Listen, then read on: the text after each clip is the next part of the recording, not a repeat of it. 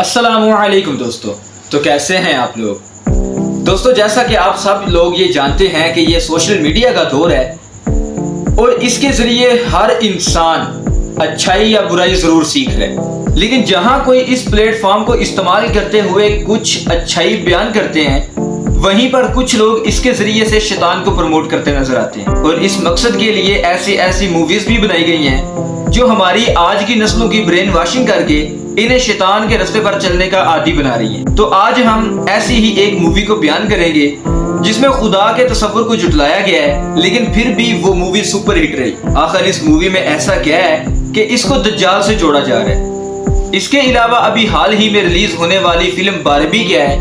کس طرح یہ مووی شیطانی ایجنڈے کو پھیلا رہی ہے؟ یہ جاننے کے لیے اس ویڈیو کو آخر تک ضرور دیکھیے گا۔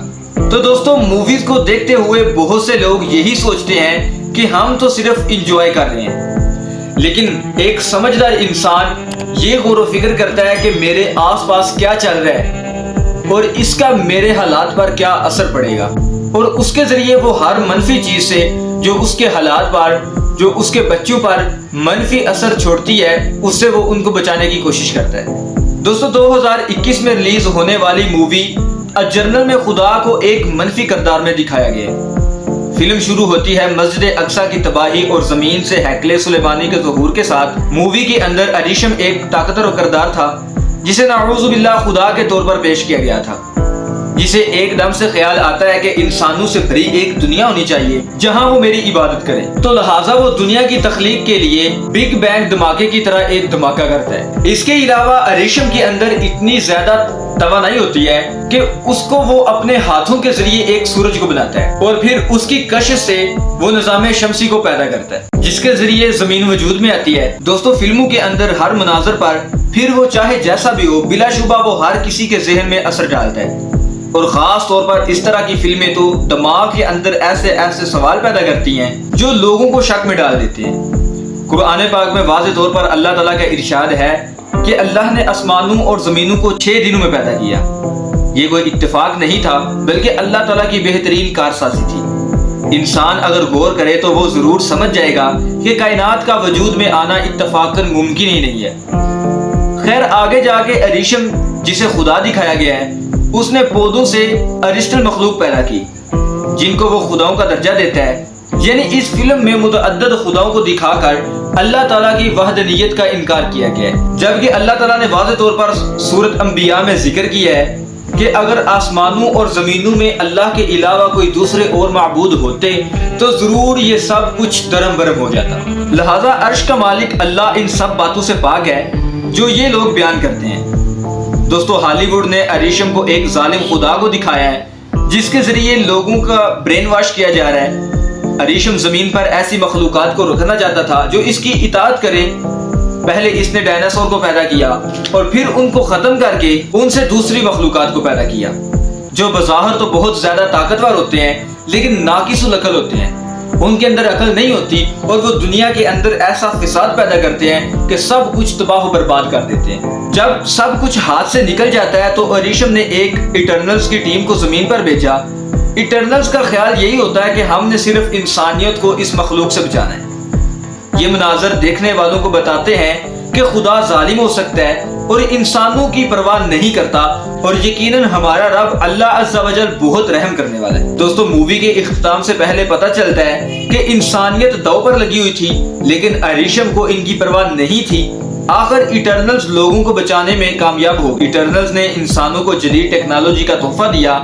اس طرح اس فلم کے ذریعے یہ پیغام دیا گیا کہ حساب کا کوئی دن نہیں ہے، جنت اور جہنم کوئی حقیقت نہیں رکھتے، خدا ظالم ہے، اور اریشم کی تباہی دکھا کر خدا کی طاقت پر بھی سوال اٹھایا گیا ہے۔ استغفر اللہ۔ دوستو اس طرح کی فلمیں لوگوں کے ذہنوں کو دجال کے آنے پر تیار کر رہی ہیں۔ وہ مسلمانوں کے ایمان کو کمزور کرنا چاہتے ہیں اس حد تک کہ خدا کی نافرمانی کرنا ایک معمول بن جائے، جو تقریباً بن بھی چکا ہے۔ ہم آج میرے سمیت گناہ کرتے وقت سوچتے ہی نہیں، بلکہ آج گناہ کرتے وقت ہم اس کو گناہ سمجھتے ہی نہیں ہیں کہ یہ گناہ ہے۔ اس کے ذریعے لوگ خدا سے متنفر ہوں گے اور کسی کو بھی خدا مان لیں گے۔ اس طرح جب دجال آ کر کہے گا کہ میں خدا ہوں تو لوگ اس برین واشنگ کی وجہ سے اس کا یقین کر لیں گے۔